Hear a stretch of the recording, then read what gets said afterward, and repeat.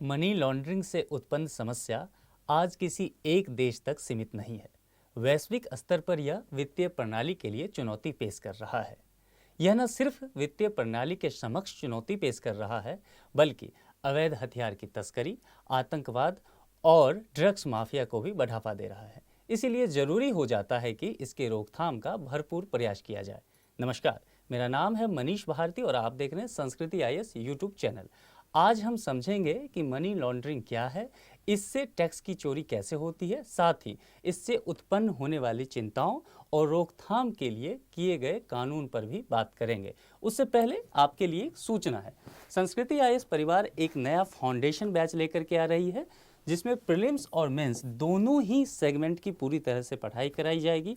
इसकी जो तारीख है वह 23 जनवरी से यह बैच प्रारंभ हो रही है और वक्त रखा गया है दोपहर के 3 बजे। तो इस दोनों चीज़ों को नोट कर लेना है, 23 जनवरी और 3 बजे दोपहर का समय। इस बैच की कुछ विशेषताएं हैं, तो उस पर ज़रा एक बार बात करते हैं। यह ऑफलाइन बैच तो है ही, यानी कि आप क्लासरूम में आके तो पढ़ सकते हैं। इसके अलावा यह लाइव बैच भी है और हाइब्रिड बैच भी है, यानी कि ऑफलाइन और ऑनलाइन दोनों ही माध्यम से इसकी पढ़ाई आप कर सकते हैं। इसमें नामांकन की शुरुआत हो गई है, तो आप यदि अपना सीट इसमें सुनिश्चित करना चाहते हैं तो जल्द से जल्द नामांकन लेकर के अपनी सीट सुनिश्चित कीजिए। इसके संबंध में विशेष जानकारी यदि आपको चाहिए तो संस्कृति आईएएस के वेबसाइट पे आप विजिट कर सकते हैं। साथ ही दिए गए नंबर पे आप कॉल करके या व्हाट्सएप करके विशेष जानकारी ले सकते हैं। तो चलिए दोस्तों, आप तक ये वीडियो लाने के लिए हमारी टीम काफ़ी एफर्ट करती है। बदले में आप वीडियो को लाइक करके और चैनल को सब्सक्राइब करके हमारा प्रोत्साहन कर सकते हैं। चलिए अब हम बढ़ते हैं आज के अगले टॉपिक की ओर और बात करते हैं कि आखिर यह खबर जो मनी लॉन्ड्रिंग की है दरअसल चर्चा में क्यों है। यदि आप अखबार की सुर्खियों पर नज़र डालेंगे तो देखेंगे money laundering an independent offence, इस पर जोर दीजिए। और ये हाई कोर्ट ने कहा है, झारखंड के हाई कोर्ट ने इसको कहा है। अब देख लीजिए क्या मामला क्या है। झारखंड के उच्च न्यायालय ने मनी लॉन्ड्रिंग को पर एक जमानत याचिका देना था, उसको खारिज करते हुए यह बात कहा और कहा कि ये स्वतंत्र अपराध है, यानी कि मनी लॉन्ड्रिंग को आप बाकी अपराधों के में शामिल किए बिना अलग से ही एक अपराध देखिए। चूँकि ये भी मसला बढ़ता जा रहा है, यह जो वित्तीय प्रणाली के सामने, सरकार के सामने बड़ी चुनौती बन के सामने आ रही है। तो कोर्ट ने कहा कि बेल तो सबसे पहले खारिज कर ही दिया उस व्यक्ति का और कहा कि देखिए इसे आप स्वतंत्र अपराध मानिए, और चूँकि इसे स्वतंत्र अपराध मानिए तो प्राथमिकी दर्ज करने के लिए, यानी कि जो एफआईआर दर्ज होगा उसमें यह जरूरी नहीं है कि आरोपी का नाम शामिल हो ही। आप अगर खबरों पे नज़र डालते होंगे तो आप देख रहे हो कि देश में लगातार मनी लॉन्ड्रिंग की समस्याएं आ रही है। नेशनल हेराल्ड मामला आपको पता है। झारखंड में अभी खनन का आप जान रहे हैं कि जो आईएएस पूजा सिंघल थी वह भी मनी लॉन्ड्रिंग में ही गिरफ्तार हो चुकी हैं। ये जो दिल्ली के मिनिस्टर हैं सत्येंद्र जैन, नवाब मलिक, ऐसे बहुत सारे लोग जिन पे मनी लॉन्ड्रिंग का आरोप लगा हुआ है। तो ये एक मुद्दा अब जो है सरकार के सामने बड़े स्तर पर है। वैश्विक स्तर पर भी इस पर लगातार बातें की जा रही है, चूँकि इससे आतंकवाद की समस्याएँ जो है, ड्रग्स माफिया, ये सब जुड़ता है। तो ज़रा हम देख लेते हैं कि यह चीज़ें हैं क्या। देखिए इसकी जो शुरुआत है 1980 के दशक में हुआ था और ये यूएसए से हुआ था। वहाँ जो माफिया समूह थे वह इस शब्द का इस्तेमाल किया करते थे, मनी लॉन्ड्रिंग का। भारत में यह शब्द जो प्रचलित हुआ या यह ऐसे केस जो आने शुरू हुए वह था 1990 के दशक से। उस समय हमारे देश के कई राजनेता मनी लॉन्ड्रिंग के केस में देखे गए, उन पर नज़र पड़ी सरकार की। अब देखिए धन शोधन, इसको हिंदी में कहते हैं मनी लॉन्ड्रिंग का। अब लॉन्ड्रिंग का काम क्या होता है, आप कपड़े जब गंदे हो जाते हैं तो आप उसको साफ करते हैं। देखिए हमने एक दिया है आपके लिए ग्राफ, यहाँ आप देखेंगे तो एक वॉशिंग मशीन है, ठीक है। और वॉशिंग मशीन का मुख्यतः क्या काम होता है जनरली, कि जो मैंने कपड़ा पहन रखा है जब ये गंदा हो जाएगा तो इसकी सफाई इसमें की जाएगी और फिर साफ कपड़ा इससे निकलेगा। अब क्या हो रहा है, यहाँ जो मनी लॉन्ड्रिंग हो गया, यहाँ कपड़े की सफाई नहीं हो रही है, पैसे की सफाई हो रही है। ध्यान से इस चीज़ को समझना है, ठीक है। यानी कि यह सारा खेल जो हो रहा है, जो पैसा कमाया गया है, ठीक है, तो वह पैसा है, पैसा तो सही है लेकिन वो अवैध तरीके से कमाया गया है। और ये सारा मसला, ये लॉन्ड्रिंग का काम मनी का इसीलिए होता है क्योंकि उस पर क्या हो सके, टैक्स की चोरी की जा सके, ठीक है। यानी कि टैक्स ना देना पड़े, टैक्स बचे, इसके लिए एक पूरा प्रोसेस चलाया जाता है मनी लॉन्ड्रिंग का, उसको हम समझेंगे तो पूरी खेल खेल समझिए, ये टैक्स को चोरी करने के लिए, टैक्स ना भरना पड़े इस बात के लिए यह काम किया जाता है। ठीक है, तो इसमें होता क्या है देख लीजिए। सबसे पहले अवैध रूप से प्राप्त की गई आय को छिपाया या बदला जाता है, उसको करने के लिए जो वैध स्रोत से मालूम हो आय उसमें कन्वर्ट किया जाता है। ये पूरा प्रोसेस यही है। अब इससे होगा क्या, देखिए अवैध हथियार की बिक्री में ये पैसे लग सकते हैं, तस्करी में लग सकते हैं, जो नशीली दवाइयाँ हैं, जो शराब हैं, इन सब में, जो मादक पदार्थ हैं, गुप्त व्यापार में, ऐसे जो ट्रेडिंग हो जिसके बारे में सरकार को जानकारी ही नहीं है। तो अगर सरकार को जानकारी नहीं है तो सरकार उस पर टैक्स भी नहीं ले पाएगी। ठीक है, तो ये इन चीज़ों को, रिश्वतखोरी के लिए जो आपराधिक गतिविधियाँ हैं, इन सब चीज़ों के जो आय शामिल होते हैं उससे मनी लॉन्ड्रिंग की समस्या उत्पन्न होती है। और चूँकि यह एक गलत प्रक्रिया है, इसीलिए मनी लॉन्ड्रिंग को एक डर्टी मनी भी कहा जाता है, इस प्रोसेस से जो कमाई होती है। अब मैं आपको ज़रा ये समझाता हूँ कि इसका प्रोसेस क्या है। मनी लॉन्ड्रिंग तो हम समझ गए कि पैसे को, जो अवैध रूप से प्राप्त किया गया पैसा था, उसको एक ऐसा प्रोसेस से तैयार करना कि वो पैसा जो है फिर से वित्तीय प्रणाली में वैध रूप से शामिल हो जाए। ठीक है, और टैक्स ना देना पड़े जो इस व्यक्ति ने ऐसा किया है। तो इसको समझते हैं कि आखिर कोई व्यक्ति इसको करता है तो कैसे करता है, या कोई कंपनी करती है इस तरह के काम तो कैसे करती है। देखिए इसके कुछ चरण होते हैं, कुछ स्टेप समझ लीजिए। 2-3 स्टेप इसका होता है। 3 स्टेप में पहला जो स्टेप होता है उसको प्लेसमेंट कहते हैं। प्लेसमेंट का क्या मतलब हुआ?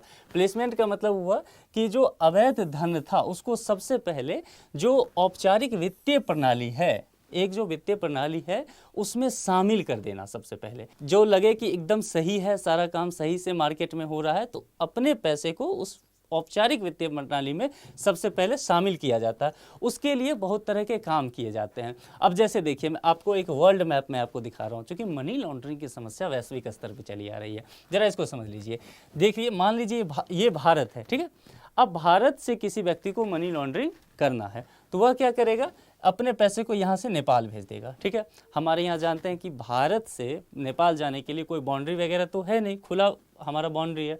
तो पैसा यहाँ से उसने क्या किया, अकाउंट से, अपने अकाउंट से नेपाल स्थित अकाउंट में पैसा भेज दिया। ठीक है, तो जो अकाउंट से भेजा, ऑनलाइन ट्रांसफ़र हुआ, चेक से हुआ, जो भी, तो वो पता चलता है, बैंकिंग सिस्टम को पता चला कि ठीक है पैसा यहाँ से ट्रांसफ़र हुआ, ये पैसा यहाँ से निकल गया। ठीक है, कैश के रूप में निकला, और ये पैसा यहाँ से मान लीजिए पाकिस्तान, ईरान होते हुए यूरोपीय कंट्री गया, स्विट्जरलैंड तक पहुँच गया, यूरोप के अन्य देशों तक पहुँच गया, ये पैसा गल्फ़ कंट्री में पहुँच गया।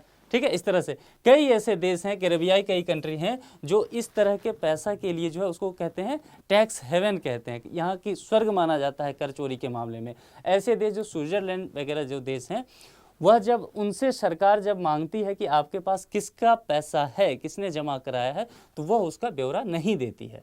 इन देशों ने यह काम इसीलिए किया है ताकि इस तरह से इनकी कमाई होती रही। ठीक है, ये कहते हैं कि मैं आपको उसका ब्यौरा नहीं दूंगा जो जिसने यहाँ आकर के धन जमा किया है, मैं जानकारी सिर्फ उसी व्यक्ति के साथ करूँगा जिसका यहाँ अकाउंट है। तो ये एक परेशानी बनता जा रहा है, पूरे वैश्विक स्तर पर परेशानी हो रही है। अब ठीक है, मान लीजिए यह पैसा फिर से यहाँ तो लग गया, स्विट्जरलैंड मान लीजिए पहुँच गया, या यूरोपीय किसी कंट्री में पहुँच गया। अब यह पैसा फिर से यहाँ अवैध तरीका से पहुँचा है, ठीक है, लेकिन ये वैध रूप से फिर से शामिल हो जाएगा। मान लीजिए किसी कंपनी के थ्रू इन्वेस्टमेंट हो जाएगा, यहाँ कोई इंडिया में कोई कंपनी हो, बेंगलोर में मान लीजिए, अब क्या होगा, उस कंपनी में ये पैसा वैध रूप में इन्वेस्ट हो रहा है। ठीक है, अब ये पैसा गया था, इस पर टैक्स नहीं लगा, और ये पैसा वापस से ही देश में आ गया है। तो इस बात को समझना है, ये एक प्रोसेस है पूरा, और इस प्रोसेस में क्या होता है कि जो अवैध पैसा था यहाँ से चला, और वह अवैध पैसा अब वैध रूप में वापस से आ रहा है, उसी व्यक्ति के पास फिर से शामिल हो गया है, वित्तीय प्रणाली में आ गया है। तो ये एक प्रोसेस है। लेयरिंग इसमें होता है कि धन के अवैध उद्गम स्रोत को, कि कमाया कहाँ से वो पैसा, उसको छुपाने के लिए विभिन्न लेन देन प्रक्रियाओं का इस्तेमाल किया जाता है। विभिन्न लेन देन प्रक्रिया का मतलब हुआ जैसे कि कई बैंक अकाउंट खुलवा दिया जाएगा। ठीक है, उसके बाद मान लीजिए शेयर्स में, बॉन्ड में पैसा इन्वेस्ट हो जाएगा, या जैसे मैंने टैक्स हेवन कंट्रीज़ का नाम लिया, वहाँ तक किसी तरह पैसा पहुँचाया जाए। और इसका सबसे अच्छा एक तरीका है, सेल कंपनी खोलती है। सेल कंपनी मतलब फर्जी कंपनी, कागज़ पे चल रही हो कंपनी, उसमें पैसा इन्वेस्टमेंट कर रहे हैं। ठीक है, और वो कंपनी है ही नहीं, तो वहाँ एक हो सकता है। और जब वैध रूप से मान लीजिए पैसा यहाँ शामिल हो गया, किसी व्यक्ति ने बहुत रिश्वत से, किसी ऑफिसर ने, किसी लीडर ने ऐसे मान लीजिए कमाया, ठीक है, अब वो पैसा उसने अवैध रूप से ट्रांसफ़र जगह जगह किया, अब उसके पास वो वैध रूप से फिर से जहाँ तहाँ से आ गया, अब उसको क्या कर रहा है, वो उसका इस्तेमाल कर रहा है। इस्तेमाल कैसे करेगा, मान लीजिए घर खरीद रहा है, गाड़ी खरीद रहा है, स्कूल बनवा दे रहा है, वो कोई एनजीओ चला रहा है, तो इन सब चीज़ों पर, प्रक्रिया पर सरकार की नज़र रहती है। अब एकीकरण लास्ट है। एकीकरण में क्या होता है कि जैसे मान लीजिए डिफरेंट बैंक अकाउंट्स हैं या सेल कंपनी है, सब जगह पैसा लग गया, वो अवैध पैसा, अब उससे क्या होता है, उन पैसों को दोबारा से वो इकट्ठा करता है अपने पास, यानी कि अब वो वैध रूप से उसके पास उसका अवैध पैसा आ गया है, ठीक है, तो वह वित्तीय प्रणाली में फिर से शामिल कर लेता है और उसका इस्तेमाल फिर से वही व्यक्ति करता है जो कि अपराधी है। तो अब आप देखेंगे जो पैसा अर्न किया उसमें उसको टैक्स नहीं देना पड़ा। तो यह एक बहुत बड़ा समस्या है, वैश्विक स्तर पे बनता जा रहा है। इसके लिए आप इसको समझ लीजिए, रोकथाम के लिए सरकार जो है कई सारे प्रयास कर रही है, वैश्विक स्तर की सरकारें भी प्रयास कर रही है। और धन शोधन निवारण अधिनियम 2002 एक बनाया गया था, prevention of money laundry act 2002, ताकि सरकार की इस पर नज़र रख सके और इससे रोकथाम के प्रयास किए जाए।